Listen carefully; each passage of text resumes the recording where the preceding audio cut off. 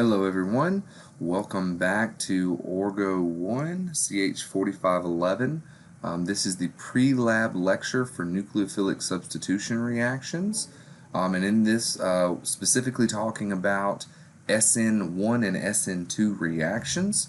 And so you will notice that that's going to be a part of this experiment. There are, at first you do see it talk about SN2, substitution nucleophilic second order reactions, all right, with kind of generic example of a mechanism.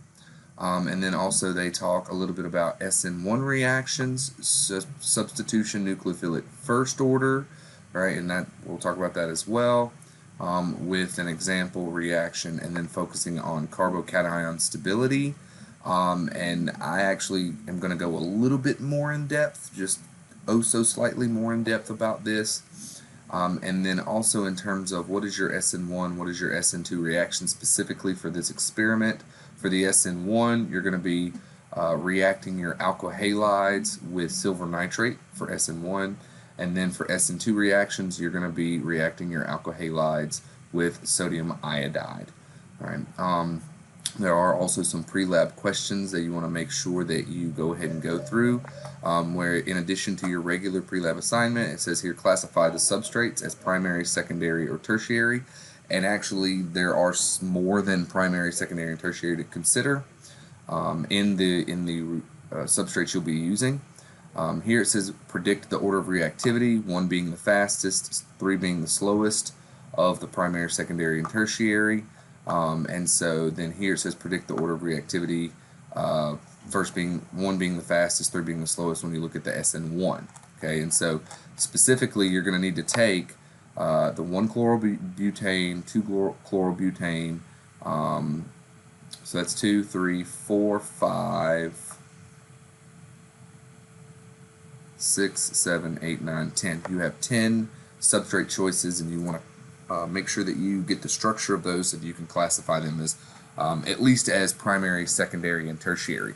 But something else that I want to point out is going to be especially looking at like benzyl chloride and looking at bromobenzene. Those kind of have this extra classification that's not talked about with primary, secondary, and tertiary. And so that's one of the reasons why I'm going to bring that in. Now, so when we talk about our substitution reactions, we have SN2 reactions. So for those reactions, you're looking at an alkyl halide reacting with a nucleophile. And when you see the nucleophile attack your partial positive carbon here, right, so that carbon that's getting attacked is partial positive. When you see it attack, it simultaneously kicks off the bromine. So these two steps, this arrow and this arrow, are happening simultaneously. So you have what could be considered a transition state to where your bromine is leaving while simultaneously the nucleophile is coming into that carbon center. Now if you notice, this is not a coincidence how this is drawn. Right, the nucleophile is coming in from the opposite direction in which the bromine is leaving, so you have this kind of backside attack. All right, and that's going to come, and that's going to become more important when we talk about inversion of stereochemistry. So you just substitute the bromine for whatever your nucleophile is, and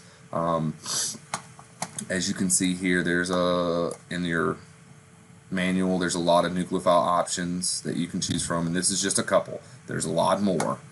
Okay, now, in this inversion of stereochemistry, due to looking at this pentavalent transition state, what you want to pay attention to is, for instance, when you have your alkyl halide. You can see here there is a wedge on the bromine, and when you do this SN2 reaction with your nucleophile to where it does a backside attack, you notice here that the nucleophile is not wedged, it is dashed. This is the only product that we're going to concern ourselves with. Technically, this is the major product. There is a minor, but this is the only product we would concern ourselves with, and this explains that inversion of stereochemistry. Now, because all of these things, like these two arrows, happen at once, when we talk about the rate of this reaction, the rate is dependent on both the concentration, so I'm trying to come up here so you can see, it's going to be dependent on the concentration of both the alkyl halide, the substrate, and the concentration of the nucleophile. So when you look at this, it's dependent on two different species. So two fingers. So that's why it's called SN2, because it is dependent on two different species. Now, for the SN1, for that one, what we are going to see happen here is you're going to have first, your leaving group is going to get kicked off. It's a very slow process, but you're going to see, in this case, the bromine is going to leave, and you're going to have the formation of this intermediate, not a transition state, an intermediate, this carbocation. Right, then once that happens, your nucleophile can attack the positive charge, and you actually see here that I'm showing you two different products, a racemic mixture of products. Right, and that is because when you look at this carbocation, the geometry around that positive carbon is trigonal planar. It's planar, so it's flat, like my hand. So when that nucleophile comes in, it can come in from this side or it can come in from that side, right? So it has a 50-50 chance to attack from either side. So that's why you get this racemic mixture, this 50-50 mix of products, both R and S. Okay. Now, in this, right, I wrote slow here in the formation of the carbocation because it is so slow that the rate is actually only dependent on how quickly you can make this carbocation.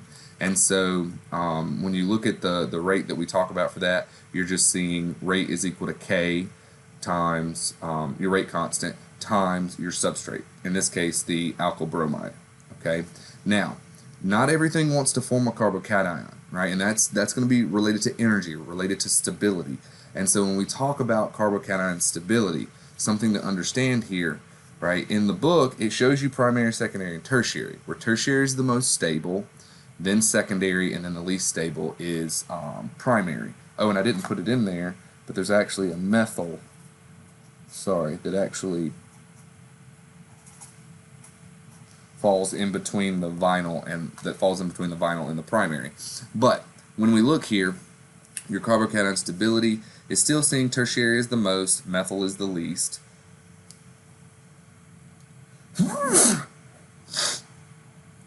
Now, when we look, some extra things that I kind of threw in here to make you aware of,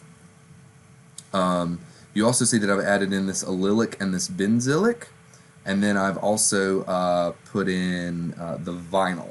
Okay, vinyl, pretty much you ain't gonna see this, right? You have a carbon that has a pi bond but also a positive charge. That is not gonna happen. Okay, and then over here I showed you an allylic and a benzylic, and specifically these are primary allylic, primary benzylic. Okay, I don't want you to think that all allylic structures are lower in stability than a tertiary. Okay? A lot of what we see here with the tertiary, secondary, and primary is because these guys have hyperconjugation. So you can kind of think of it's similar to the inductive effect, right? Because this positive carbon is surrounded by three other carbon brothers, in air quotes, by three carbon brothers. It's kind of got like a family of support, a system of support. Okay, and as you take away this, make the support group smaller and smaller, right, that carbon becomes a little more stressed out, right? So going from three brothers to two brothers, right? So now there's only two extra brothers to share the load, so it's not as stable. Here, this carbon only has one brother, right, because it's only connected to this carbon. So it only has one brother that can help share the load. Okay, now, with this allylic and benzylic, you now also have the option of getting resonance, right? Because we do know about resonance. If you look at a primary allylic carbocation, right, you can have now two different resonance structures for it. If you look at primary benzylic, you can have multiple resonance structures for it, to where now here the positive charge is outside of the ring, and now I didn't move those two pi bonds. There's a pi bond there. Now the positive charge is on the inside, right? And this can keep circulating back around until we get to our original structure.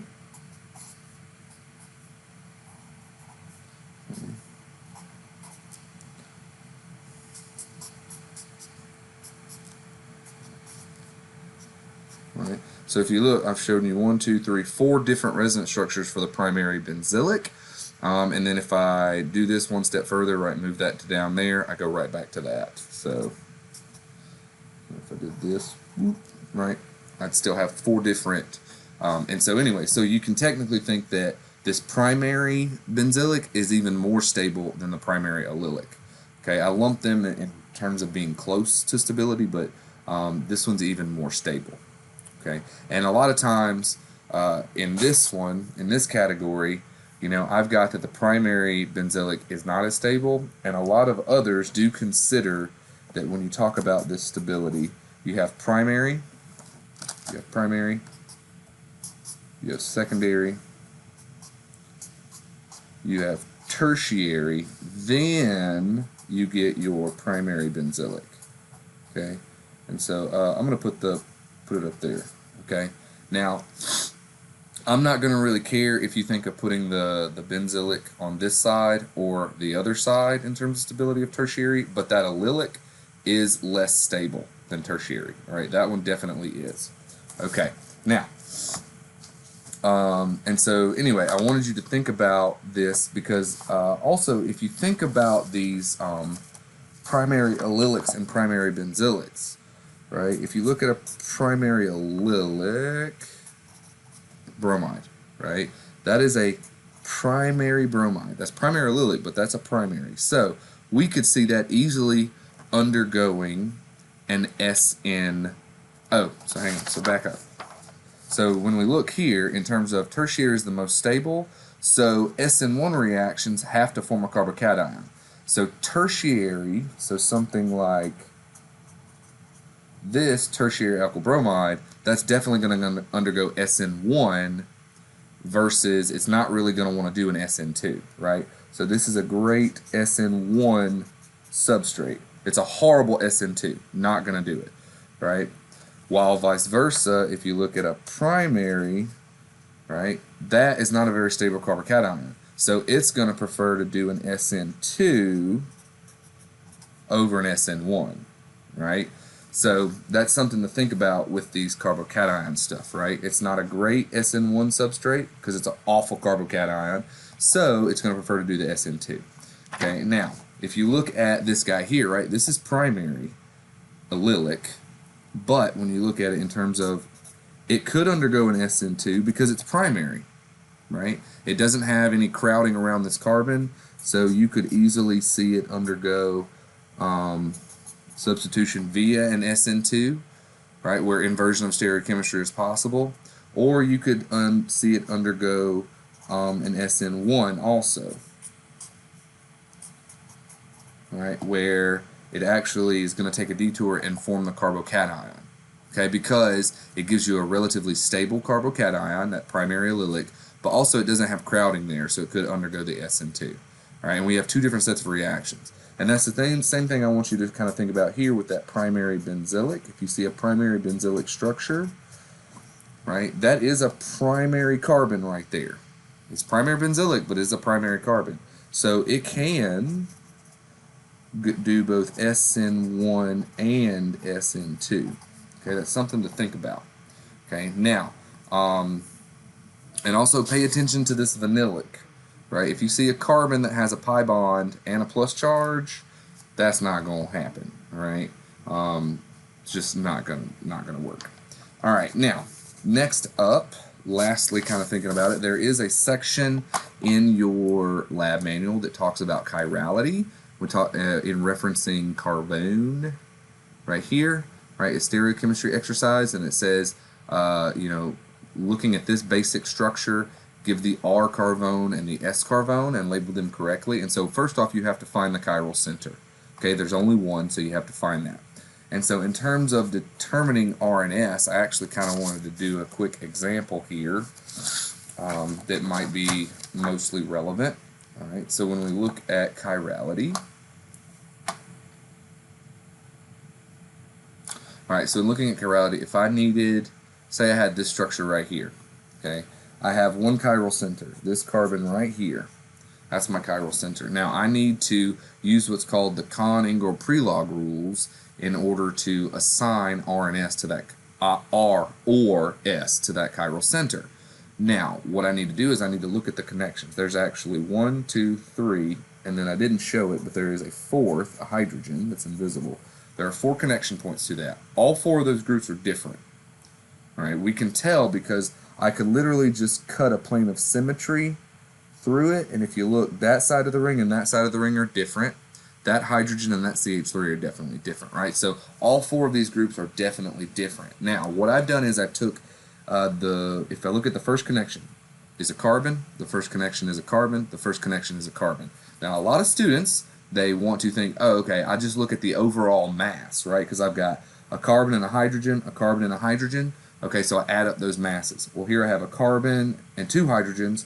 Ooh, a carbon and an oxygen, right? And then here I have a carbon and 3 hydrogens, and here just a hydrogen. You don't look at the mass. You do look at the atomic number, right, of each individual connection. So you actually need to take these connections. If you look here, I've labeled that as carbon alpha. So if I look at the carbon alpha, what does its connections look like? It has 1 hydrogen, that's not shown, but 1 hydrogen, and then it's got, I'm showing you 2 other carbon connections, right? This is the chiral center carbon. So it has 2 other carbon connections because that's a double bond. So you represent those as 2 single bonds, and then that carbon also has a hydrogen on it and then a carbon down here, right? So I've kind of branched it off. Okay. Next up, you look at the beta carbon, it only has 3 hydrogens. If you look at the gamma carbon, it has 2 hydrogens, right here, 1, 2, and then it also has a carbon that has 1, 2 oxygens.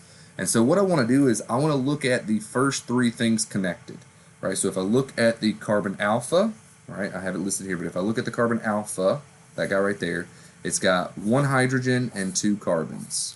So I wrote out from big to little, carbon, carbon, hydrogen. If I look at my beta carbon, it only has hydrogens, so 1, 2, 3 hydrogens. If I look at my gamma, it has 1 carbon, and 2 hydrogens. So what I'm going to do is I'm going to compare these from starting at the biggest atom connected. So here I have a carbon, hydrogen smaller, and a carbon. So right now, based off of what I'm comparing, alpha and gamma are equivalent. Beta already lost. So I know that hydrogen is going to be my priority group, and that methyl is going to be my 3rd priority group. Alright, now when I come back down, those carbons canceled because they're equivalent. So let's look at the next biggest thing. So the next biggest thing on the carbon alpha is going to be carbon. I'm already ignoring that, and then a hydrogen. So based off of that, carbon alpha has beat carbon gamma. So that means carbon alpha is 1st priority, carbon gamma is 2nd priority. Now, when I'm going to assign my R and S configuration, I count from 1 to 2 to 3, going circling this chiral center in the middle, right? So when I'm 1 to 2 to 3, and then back to 1. We ignore 4, okay, when we do the circle. Now, if I look, it looks like it's going counterclockwise, or it's going over the chiral center towards the left. And so that means it looks S. However, one of the big rules here is if your lowest priority, you can say it's S, you could say that's an S, if your lowest, your 4th priority group, was dashed, if it were in the back, but it's not. It's the opposite of where we want it. So that's actually not an S. That is an R configuration, right? And so that's some logic that you can use for your R and S configurations on that carbon. All right, good luck.